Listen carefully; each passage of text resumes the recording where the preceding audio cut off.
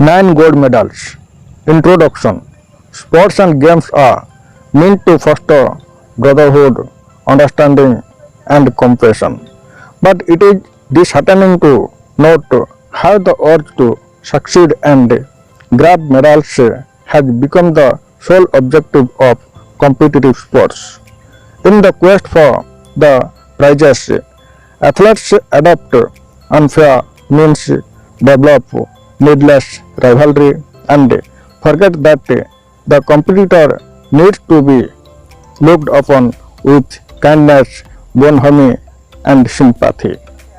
अर्थात क्रीड़ा मनुष्य मध्य भातृत्व भाव, उत्तम बुझामणा एवं सहानुभूति भली गुणर विकास घटाई थाए। किंतु दुखर कथा आजिर प्रतियोगिता मूलक क्रीडार सफल हेबा एवं पदक जितिबा खेलर मूल लक्ष्य हो जाइछि। पुरस्कार जितिबा निशारे खेलाड़ी माने साथी खेलाड़ींकर अनिष्ट घटाई थांती एवं सेमाने भूली जाती जे अन्य खेलाड़ींक प्रति तांकर दया, बंधुत्वपूर्ण भाव एवं सहानुभूति रहिबा उचित। This short and sweet poem narrates how a group of 9 differently abled athletes taking part in 100-yard dash event have demonstrated through their conduct the great value of empathy, cooperation, and fair play. The poem gives an universal message of the best of human values. अर्थात यही सुंदर एवं क्षुद्र कवितार 9 जन भिन्नक्षम खेलाड़ी 100 yard दूर दौड़ क्रीडार भाग नहीं सेमाने तांको आचरण माध्यम सहानुभूति, सहयोग एवं सत् क्रीड़ा भली महान गुणर प्रदर्शन करिसंती। एही कविता बा पोएम श्रेष्ठ मानवीय मूल्यबोधर एक महत् वार्ता आमको देउछि। पिलामाने आम चैनल सहित जोड़ी होई रहिबा पई आम चैनल को सब्सक्राइब कर। सब्सक्राइब करिबा पई सब्सक्राइब बटन रे क्लिक कर एवं ता सहित बेल आइकन बा घंटी चिन्ह रे क्लिक कर। About the poet, David Roth was born on 10th October 1954 in Bloomington, Indiana. अर्थात डेविड रॉथ 10 अक्टोबर 1954 रे ब्लूमिंगटन इंडियाना रे जन्म ग्रहण करथिले। He is an American rock vocalist, song composer, author, actor and radio personality. अर्थात से थिले जड़े अमेरिकीय रॉक कंठशिल्पी, गीतिकार, लेखक, अभिनेता एवं रेडियो व्यक्तित्व। The present poem is based on an inspiring event of race in which 9 differently abled athletes took part in a special Olympic event. अर्थात यही कविताटी एक प्रेरणादायी दौड़ खेल उपर आधारित, जो कि 9 जन भिन्नक्षम खेलाड़ी एक स्वतंत्र ओलंपिक्स रे भाग नहीं। In the race when one runner fell to the ground, all others stopped and returned to help him stand on his feet, and they worked hand in hand to finish the race. अर्थात दौड़े जितेबाला जन खेलाड़ी पड़ जाइछि, अन्य समस्त खेलाड़ी पछकू फेरी पड़ जाइतिबा खेलाड़ीटी को उठाइबारे साहाय्य करिसंती एवं सेमाने हाथ धरा धरी होई दौड़ संपूर्ण करिसंती। All of them won and were awarded gold medals for their empathy for each other. अर्थात सेमाने समस्त जीतिले एवं सेमानंकर परस्पर प्रति थिबा सहानुभूति पई समस्त खेलाड़ी को स्वर्ण पदक प्रदान करा जाइथिला। The poem is highly educative in terms of value education in this competitive world. अर्थात आजिर प्रतियोगितापूर्ण दुनिया रे मूल्यबोध शिक्षा दृष्टि एही कविताटी बहुत शिक्षाप्रद अटे। The poet highlights humanity which is high above the personal achievements. अर्थात कवि एठारे मानविकता को अधिक गुरुत्व देइछन्ति, जहाँकि व्यक्तिगत सफलतार ऊर्ध्वरे। It conveys a great message to the humanity that the world now needs no more competition but more love, affection, fellow feeling, cooperation and collaboration। अर्थात यह मानव समाज को एक महान वार्ता देइछि जे आजिर दुनिया रे प्रतियोगिता नुहे बरम प्रेम, श्रद्धा, महानुभव एवं सहयोगितार अनेक आवश्यकता रही। 9 gold medals। Stanza 1। The athletes had come from all over the country to run for the gold, for the silver and bronze, many weeks and months of training all coming down to these games। Okay plan आम ए स्टांजार किसी difficult words meaning जानिबा। Okay athlete अर्थात क्रीड़ाविद बा खिलाड़ी, the gold अर्थात स्वर्ण पदक, द सिल्वर अर्थात रौप्य पदक, द ब्रोंज अर्थात कांस्य पदक, ट्रेनिंग अर्थात प्रशिक्षण। ओके आम ए स्टांजार मीनिंग बुझा। ओके एक क्रीड़ा प्रतियोगिता रे भाग नेबा पई सारा देशर क्रीड़ाविद माने आसी एकत्रित होइथिले। सेमाने स्वर्ण पदक, रौप्य पदक एवं ब्रोंज पदक बा कांस्य पदक जीतिबा आशा नहीं आसीथिले। सेमाने सेथिपई अनेक सप्ताह एवं अनेक मास धरी तालीम नैथिले। Stanza 2। The spectators gathered around the whole field to cheer on all the young women and men। The final event of the day was approaching। Excitement grew high to begin। Okay पिलाने आमे किछि जो difficult words ए स्टांजार अछि से सबर meaning जानिबा। Okay स्पेक्टाटर्स माने दर्शक, चियर माने उत्साहित करिबा, फाइनल इवेंट अर्थात अंतिम क्रीड़ा बा शेष खेल, वाज अप्रोचिंग निकटतर हेउथुला, एक्साइटमेंट आग्रह उद्दीपना, ग्रीव हाई बहुत बढ़ी जाइथिला। ओके पिलाने तो अब आमे स्टांजाटीर मीनिंग बुझिबा। युवा क्रीड़ाविद माननको उत्साहित करिबा पई दर्शक माने पुराणा पड़िया चारिपटे एकत्रित होइथिले। दिवसर चूड़ांत खेल अर्थात 100 यार्ड दौड़ निकटतर हेउथुला एवं दर्शक एवं क्रीड़ाविद मानक उत्साह उद्दीपना बहुत बढ़ियारे लागिथिला। Stanza 3। The blocks were all lined up for those who would use them, the 100-yard dash and the rest to be run। These were 9 resolved athletes in back of the starting line, poised for the sound of the gun। Okay, तो एठी जो difficult words अछि तो से सबरो meaning हमें प्रथमे जानिबा then बुझिबा। Okay block एक प्रकार क्रीड़ा उपकरण जहा कि दौड़ाड़ी माने दौड़िबा समय रे से ब्लॉक्स ऊपर गोड़ रखी दौड़ी थांती। ओके लाइन अप अर्थात धाड़ी रे सजा होई रखा जाइथिला। यार्ड माने गज दूरता, डैश अर्थात द्रुत दौड़, रेस माने दौड़, रिजल्व संकल्पबद्ध, पॉइज्ड माने प्रस्तुत। ओके तो आसो एबे हम स्टांडर्ड को बुझिबा। 100 यार्ड दौड़ शीघ्र आरंभ हेबाकू जाउथिला, तेणु 9 जन क्रीड़ाविद धाड़ी रे सजा होइथिबा ब्लॉक्स ऊपर प्रस्तुत होई बंधुकर फुटिबा शब्द को अपेक्षा करी रहिथिले। Stanza 4।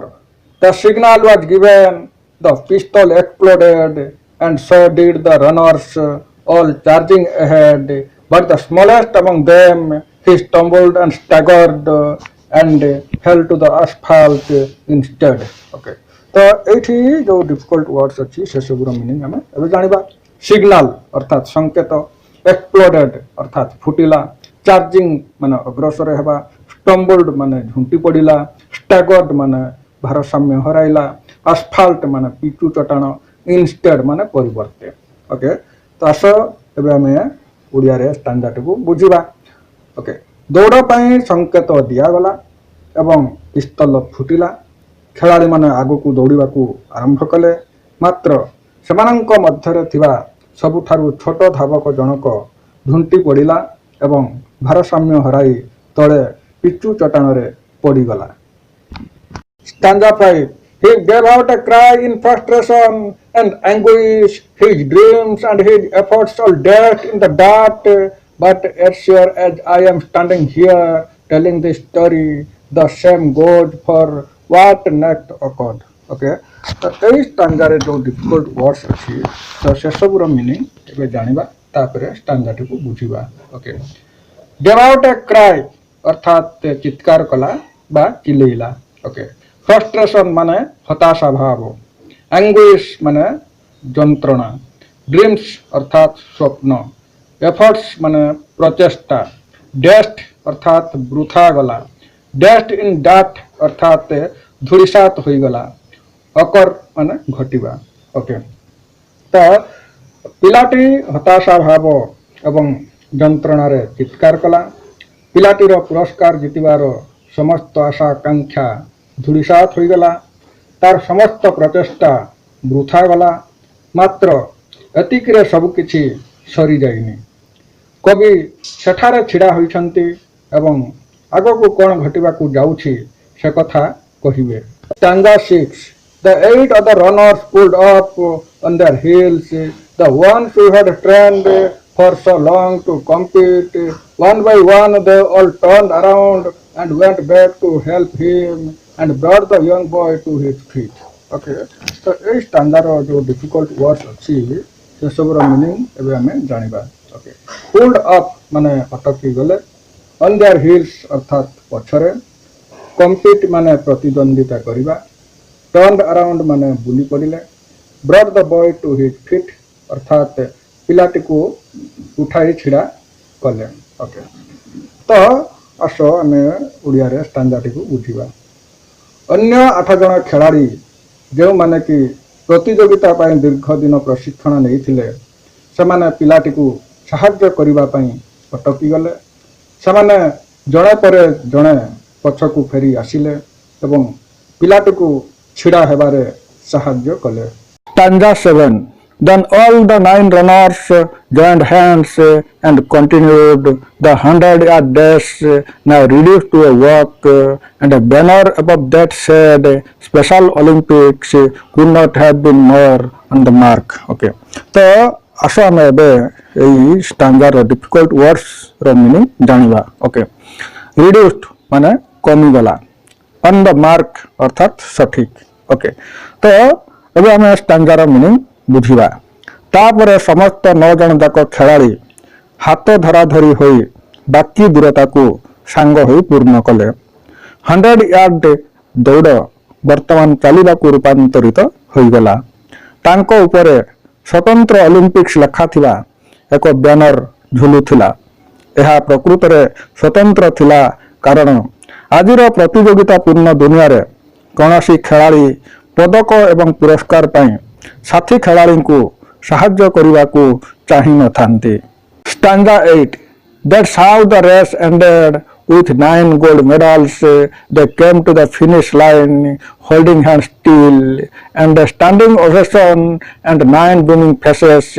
said more than these words ever will. Okay, तो यही जो स्टैंजा रे जो डिफिकल्ट वर्ड सब अच्छी से सब रो मीनिंग जानबा ओके एंडेड माने परिसमाप्ति हला ओवेशन माने प्रशंसा गोल्ड मेडल्स अर्थात स्वर्ण पदक बीमिंग अर्थात उल्लसित फिनिश लाइन अंतिम रेखा ओके ओके आम ए स्टांजार मीनिंग बुझा ओके 9 जन जाक क्रीड़ाविद हाथ धरा धरी होई अंतिम रेखार पहुंची गले एवं एहीपरि भाबरे दौड़र परिसमाप्ति हला समस्त 9 जन जाक खेलाड़ी को तांकर श्रेष्ठ क्रीड़ा मनोभाव पाई 9टी स्वर्ण पदक प्रदान करागला 9 जन जाक खेलाड़ी स्वतंत्र ओलंपिक्स लेखा थिबा बैनर तले स्मितहास्य बदन रे छिड़ा होइथिले खेलाड़ी एतादृश क्रीड़ा मनोभाव पाई तांको उपस्थित दर्शक मंडली प्रशंसा रे पोती पकाइले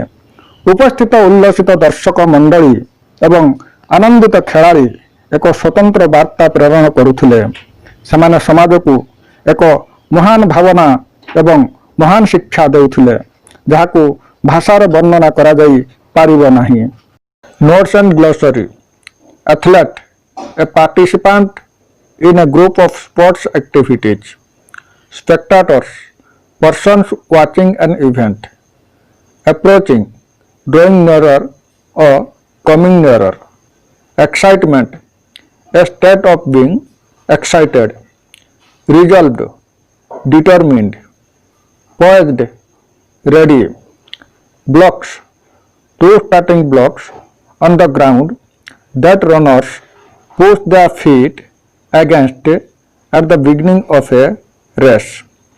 Signal, a sign to start. Pistol, a starting pistol used to signal the start of a race. Exploded, sounded. Stumbled, hit his foot against something when he began to run and fell. Staggered, lost balance. Frustration, hopelessness. Anguish, terrible pain. Ovation, expression of popular appreciation for their masterly performance. Let's understand the poem. Question number 1. What is the poem about?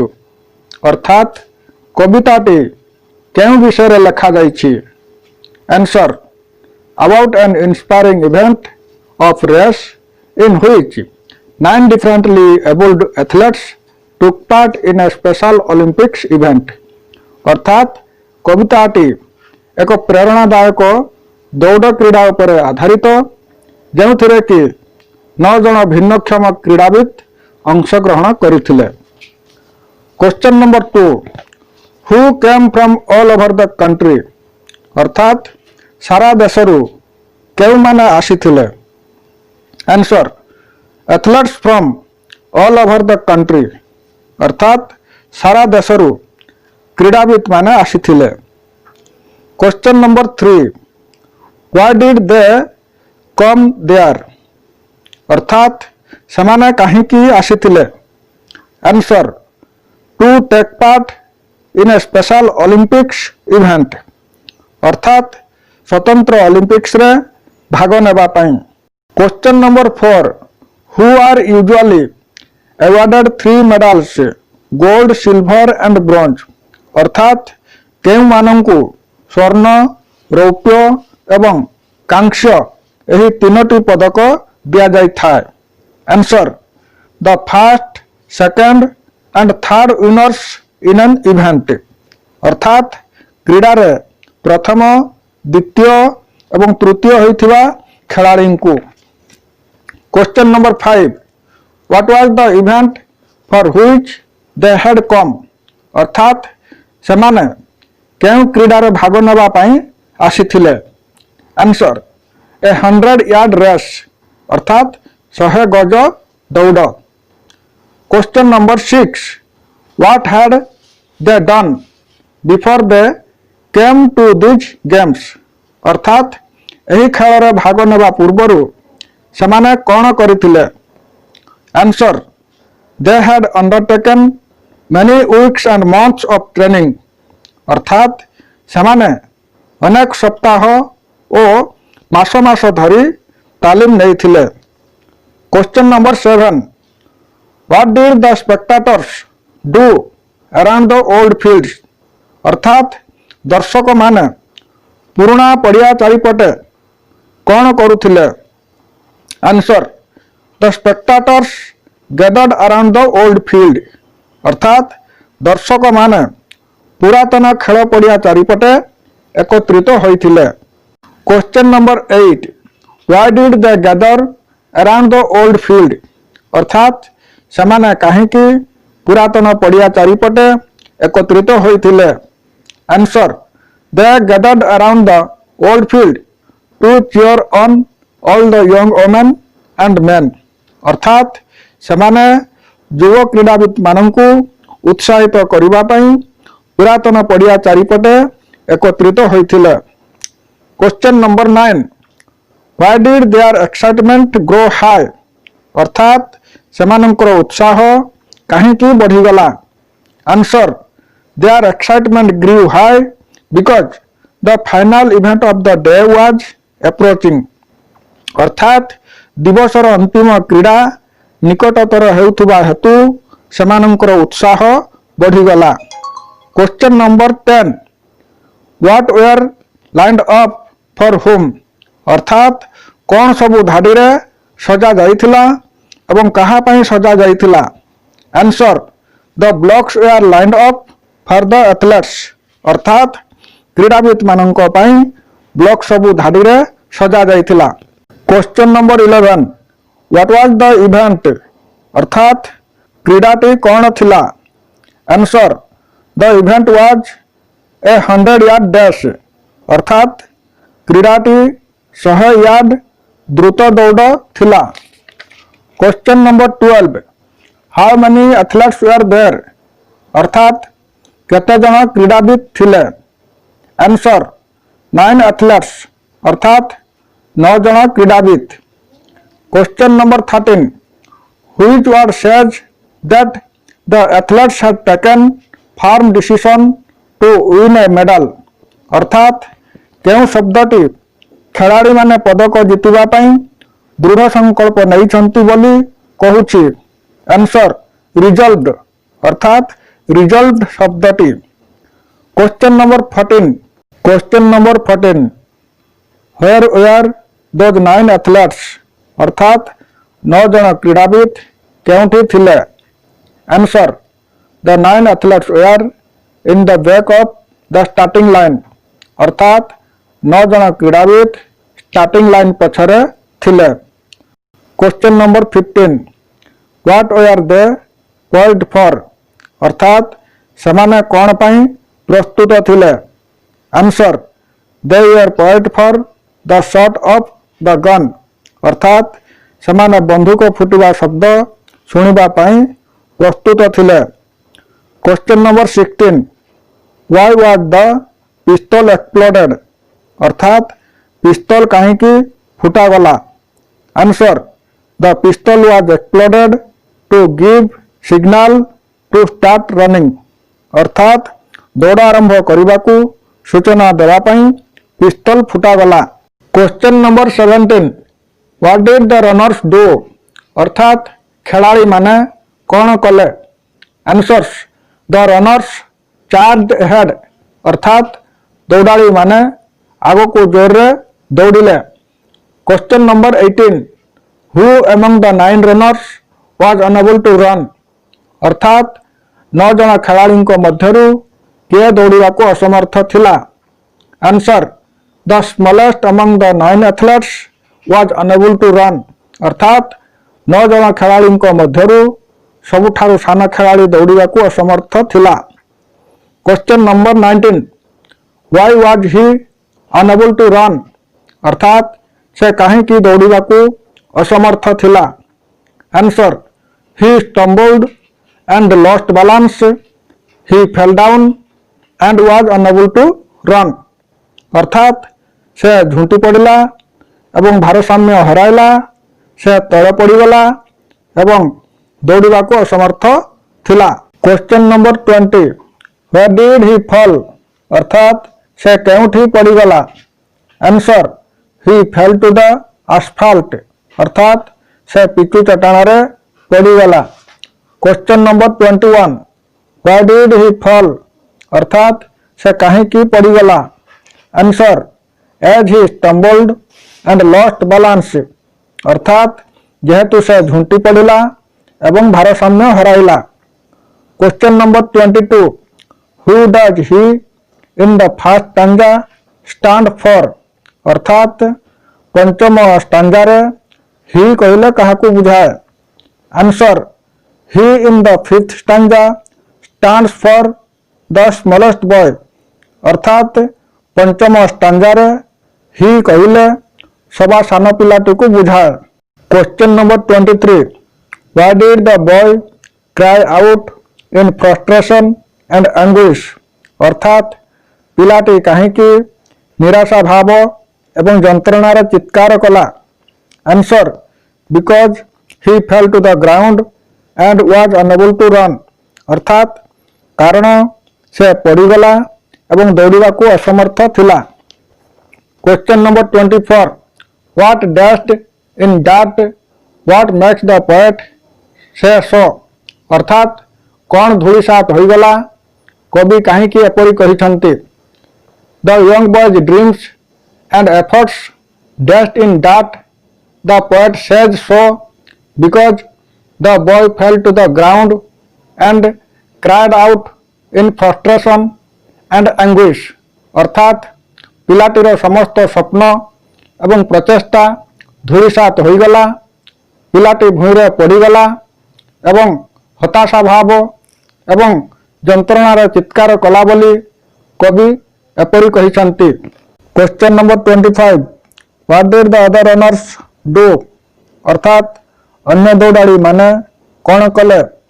Answer the other runners stopped running and turned back to help the smallest boy अर्थात अन्य दौड़ाड़ी माने तांकर दौड़ बंद करदेले एवं पछकू जाई छोट पिलाटी को साहाय्य कले।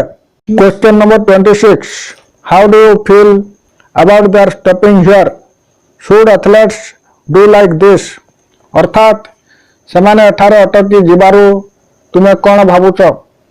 Answer I feel that it conveys a message that humanity and fellow feeling is better than winning a race. It was a rare incident. Generally, athletes do not do like this, but they should do like this.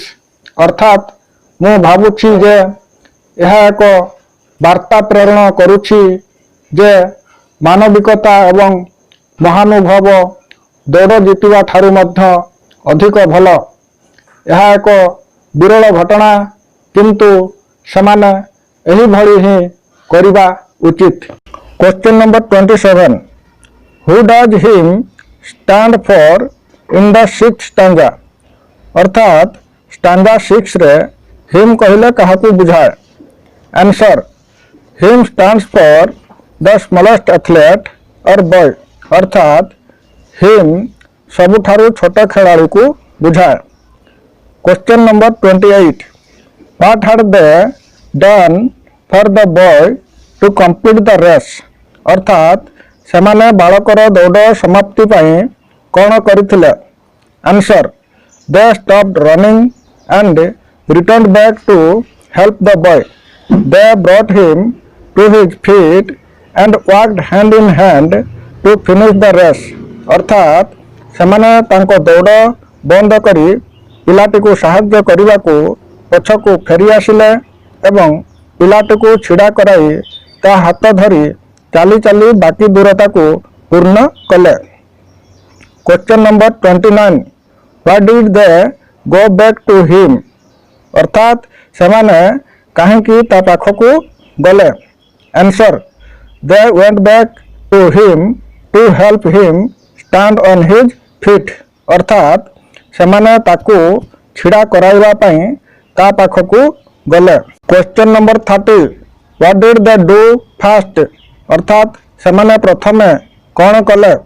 Answer they made the athlete stand on his feet अर्थात सेमाने खिलाड़ी को छिड़ा हेबार साहाय्य कले। Question number 31 what did they do next अर्थात तापरे सेमाने कौन कले। Answer then all the athletes walked hand in hand to complete the race अर्थात तापरे सेमाने हाथ धरा धरी होई चाली चाली बाकी दूरता को पूर्ण कले। Question number 32 what happened to the 100 yard dash अर्थात 100 यार्ड दौड़र कौन हला। Answer the 100 yard dash reduce to a walk अर्थात 100 यार्ड दौड़ चाली रे परिणत हो गला। Question number 33 what did they carry with them अर्थात सेमाने तांको सहित कौन धरिथिले। Answer they carried a banner with them अर्थात सेमाने तांको सहित एक बैनर धरिथिले। Question number 34 what did the banner say banner कौन कहूथिला। Answer the banner said that it was a special Olympics अर्थात बैनर कहूथिला जे यह एक स्वतंत्र ओलंपिक्स थिला। Question number 35 what did the race end with अर्थात दौड़ किपरि समाप्ति हला। Answer all the 9 athletes won and they were awarded with 9 gold medals अर्थात 9 जन जाक खिलाड़ी जीतिले एवं समस्त 9 जन जाक खिलाड़ी को 9टी स्वर्ण पदक दिगला। Question number 36 how did they come to the finish line अर्थात सेमाने अंतिम रेखा पर्यंत किपरि आसिले। Answer they came to the finish line holding hands together अर्थात सेमाने हाथ धरा धरी होई अंतिम रेखा पर्यंत आसिले। Question number 37 what do you mean by standing ovation अर्थात स्टैंडिंग ओवेशन रो अर्थ कौन। Answer a standing ovation means a joyful expression of public appreciation for the masterly performance the athletes had done अर्थात स्टैंडिंग ओवेशन रो अर्थ क्रीड़ावित मानक असाधारण क्रीड़ा नैपुण्य पाई जनसाधारण द्वारा दिया जाइथिबा प्रशंसा।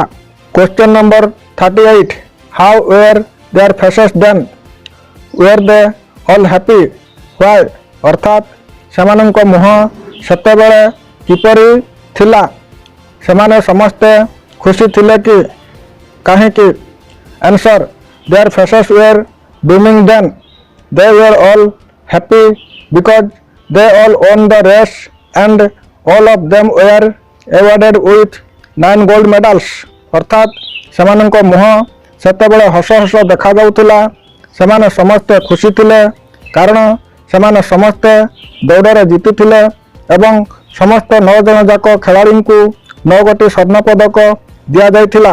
Question number 39 what do you learn from such type of athletes अर्थात एभली क्रीड़ाविद मानक ठारू तुमे कौन शिक्षा लाभ करूछ।